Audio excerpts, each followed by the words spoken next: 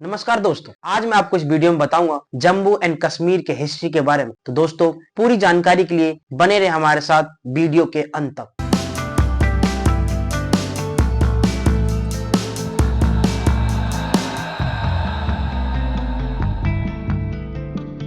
दोस्तों, कश्मीर के महाराजा हरि सिंह द्वारा अक्टूबर 1947 में मर्जर पत्र पर साइन करने के बाद कश्मीर भारतीय संघ में शामिल हो गया था, जिसके कारण भारत और पाकिस्तान के बीच युद्ध स्टार्ट हो गया, जिसका परिणाम जुलाई 1949 को उस क्षेत्र में लाइन ऑफ कंट्रोल की स्थापना हुई। रेखा के इस तरफ भारतीय प्रशासनिक क्षेत्र, जिसमें जम्मू और कश्मीर दोनों घाटी शामिल है। हालांकि भारत और पाकिस्तान ने कश्मीर क्षेत्र पर अपना दावा सन 1947 के बाद से जारी रखा है। इसके कारण सन 1947 से अब तक लाइन ऑफ कंट्रोल पर उच्च तनाव बना रहता है, लेकिन दोनों पक्षों के बीच कभी कभी लड़ाई होती रहती है और विशेष रूप से साल 1965 में भारत ने उन एरिया में चीन की उपस्थिति को भी चैलेंज किया है। भारत के supporter Jammu and Kashmir national conference ने साल 1947 से लेकर साल 2019 तक राज्य के दर्जा सस्पेंशन के बीच ज्यादा टाइम तक राज्य पर शासक किया। हालांकि मुख्य रूप से भारतीय नेशनल कांग्रेस के द्वारा राज्य पर राज किया गया था। विशेष रूप से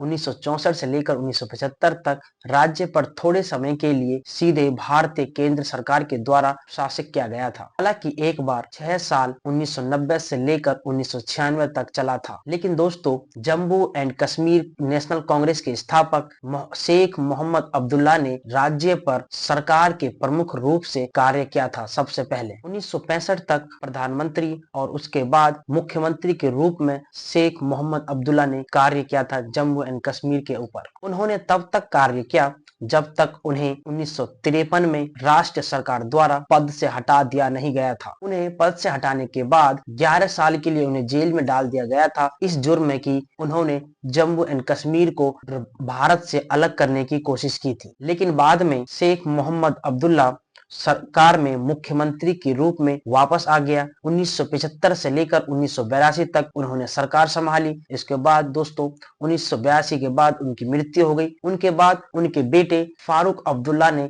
सरकार के रूप में कार्य किया। उनके बेटे फारूक अब्दुल्ला ने साल 1982 से लेकर 1984 तक, इसके बाद 1986 से लेकर 1990 तक, लास्ट में 1996 से लेकर 2002 तक मुख्यमंत्री के रूप में कार्य किया था। इसके बाद दोस्तों फारूक अब्दुल्ला के बेटे उमर अब्दुल्ला ने 2009 से लेकर 2015 तक और 2024 में मुख्यमंत्री के रूप में कार्य किया था जम्मू एंड कश्मीर के ऊपर। अगस्त 2019 में राष्ट्र सरकार ने जम्मू एंड कश्मीर के ऑटोनॉमी को समाप्त कर दिया और पूरे जम्मू एंड कश्मीर पर भारत के संविधान को लागू कर दिया था और अक्टूबर में राज्य को यूनियन टेरिटरी में बदलने का प्रयास किया, जिससे सेंट्रल गवर्नमेंट को राज्य पर पूरा कंट्रोल मिल गया। और राज्य पर सेंट्रल गवर्नमेंट को कंट्रोल मिलते ही जम्मू एंड कश्मीर से लद्दाख को अलग कर एक नया यूनियन टेरिटरी बना दिया गया था। दिसंबर 2023 में भारत के सुप्रीम कोर्ट ने जम्मू एंड कश्मीर के सेमी ऑटोनोमस स्टेटस को खत्म करके भारत सरकार का आदेश को बरकरार रखा है। फाइनली सुप्रीम कोर्ट ने फैसला सुनाया कि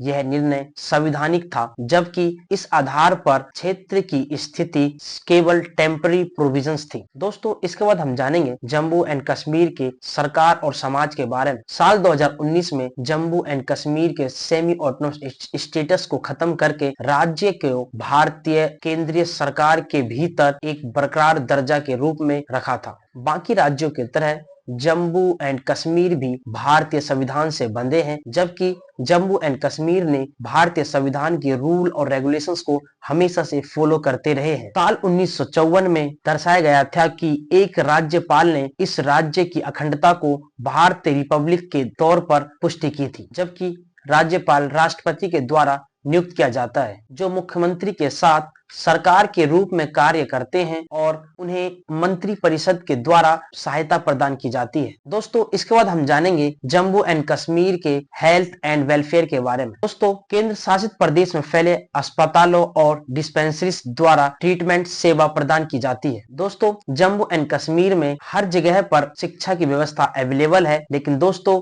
एक चीज वहां पर प्रॉब्लम है कि वहां पर वुमेन लिटरेसी रेट बहुत कम है और मैन लिटरेसी रेट वुमेन से कई गुना अधिक है। वहां पर हाई एजुकेशन के दो प्रमुख स्थान हैं। पहला श्रीनगर में कश्मीर विश्वविद्यालय और दूसरा जम्मू विश्वविद्यालय। दोनों विश्वविद्यालय की स्थापना 1969 में हुई थी और इसके अलावा श्रीनगर में 1982 और जम्मू में 1999 में कृषि विद्यालय का स्थापना हुआ था। इसके अलावा साल 1982 श्रीनगर में मेडिकल साइंस का एक विशेष इंस्टीट्यूशन का स्थापना हुआ था। इसके बाद हम जानेंगे जम्मू एंड कश्मीर के पॉपुलेशन के बारे में। जम्मू एंड कश्मीर की जनसंख्या 20वीं सदी के अंत से लेकर 21वीं सदी के शुरुआत से ही काफी तेजी से बढ़ रही है। 2001 और 2011 के बीच जनसंख्या में लगभग 1/4 भाग इंक्रीज हुई है और यह क्षेत्र हद तक ग्रामीण बना हुआ है। यहाँ के लगभग 3/4 भाग लोग कस्बे या गांव में रहते हैं, लेकिन शहरों में भी वृद्धि हुई है। शहर के लगभग आबादी 2/5 हिस्सा